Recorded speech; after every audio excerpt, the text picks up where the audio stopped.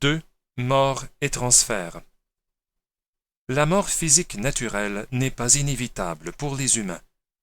La majorité des êtres évolutionnaires avancés, citoyens de mondes parvenus à l'ère finale de lumière et de vie, ne meurent pas. Ils sont transférés directement de la vie dans la chair à l'existence morontielle. Cette expérience de transfert de la vie matérielle à l'état morontiel, la fusion de l'âme immortelle avec l'ajusteur intérieur, a lieu avec une fréquence qui s'accroît proportionnellement au progrès évolutionnaire de la planète.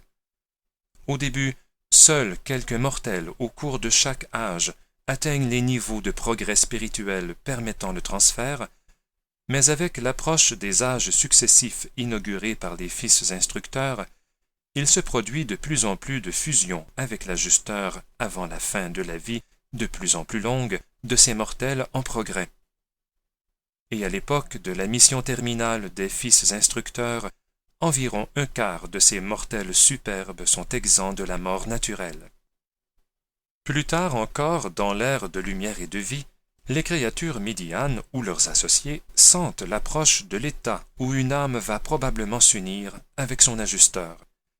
Ils le signifient aux gardiens de la destinée, qui à leur tour communiquent le renseignement au groupe finalitaire sous la juridiction duquel le mortel travaille.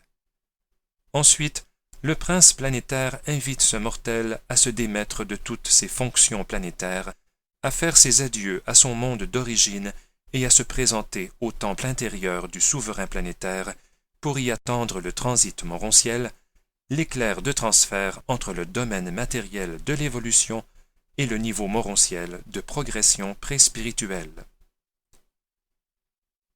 Quand la famille, les amis et le groupe de travail du candidat à la fusion se sont réunis dans le temple morontiel, ils se répartissent autour de la scène centrale où les candidats à la fusion se reposent en causant librement avec leurs amis rassemblés.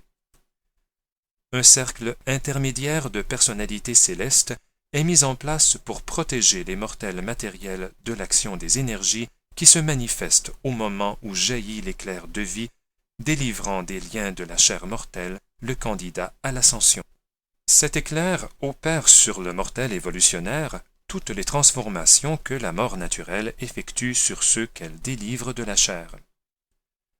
Beaucoup de candidats à la fusion peuvent être rassemblés en même temps dans le temple spacieux.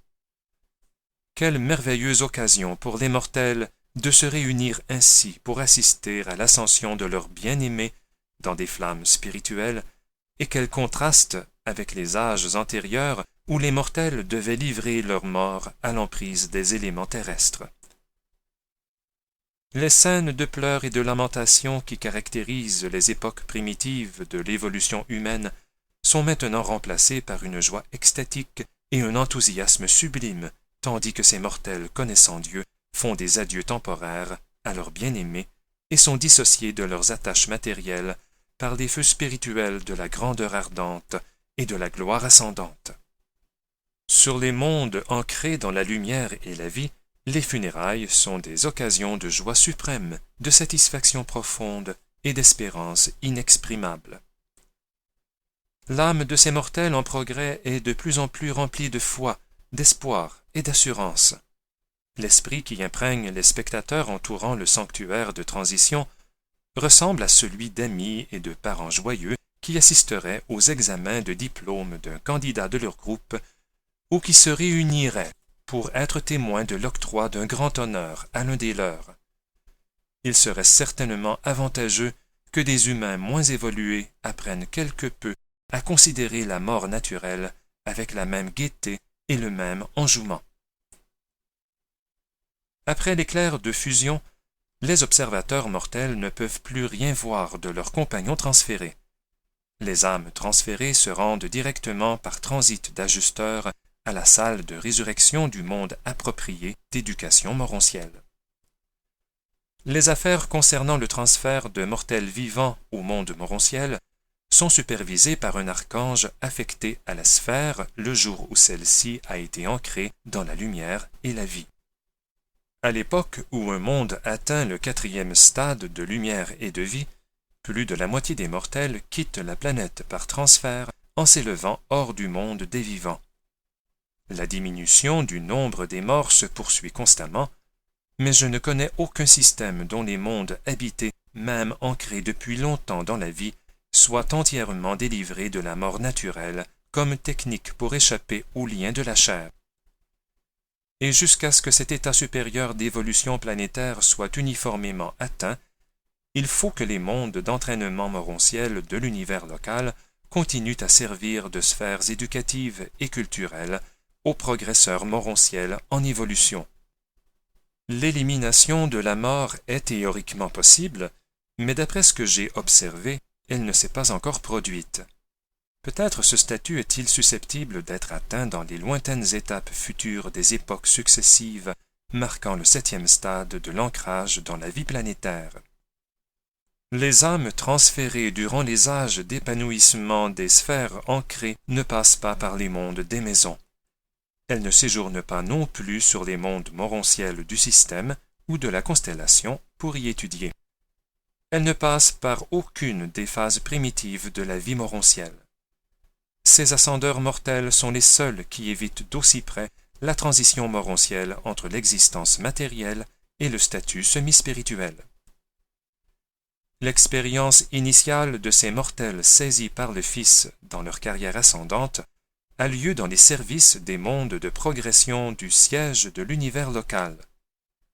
Partant ensuite de ces mondes d'études de Salvington, ils retournent comme instructeurs sur les mondes qu'ils ont court-circuités et se dirigent ensuite vers l'intérieur, vers le paradis, par la route établie pour l'ascension des mortels. Si vous pouviez seulement visiter une planète à un stade avancé de développement, vous saisiriez vite les raisons qui motivent une réception différenciée des ascendeurs sur les mondes des maisons et sur les mondes morontiels supérieurs. Vous comprendriez aisément que des êtres quittant ces sphères hautement évoluées sont prêts à reprendre leur ascension vers le paradis bien avant la moyenne des mortels arrivant de mondes désordonnés et arriérés comme Urantia.